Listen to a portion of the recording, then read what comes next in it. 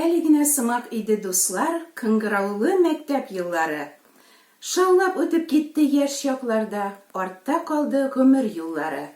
Бүләк итсәм сезгә гөл чәчәкләр, шиңәр алар, озак тормаслар. Асыл ташлар, алтын көмешләр дә, вакыт узгач берни тормаслар. Бүләк итәм үгет нәсихәтләр, колак салып зинһар тыңлагыз. Чөнки үзлегемнән сөйләмим мин, Ходай сүзләре бу, аңлагыз.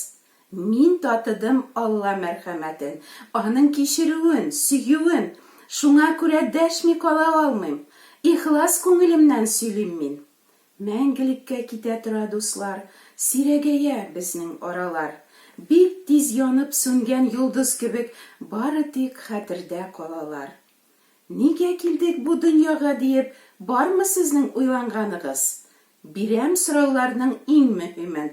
Кая китә сезнең җаныгыз?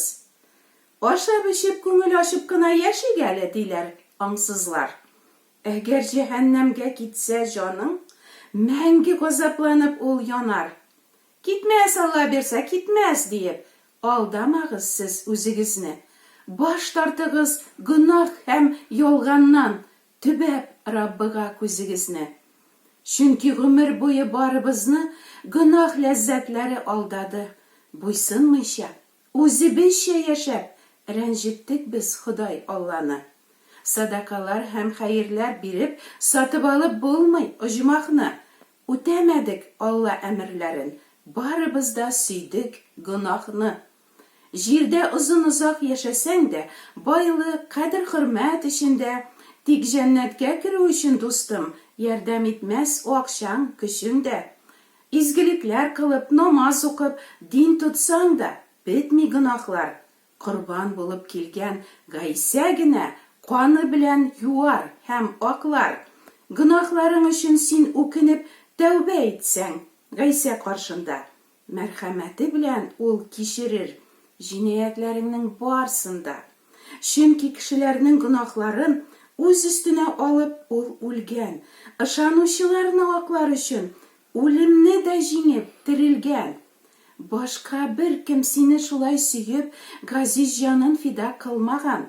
Синең өчен газапланып, үлеп, тамуклардан юлып алмаган.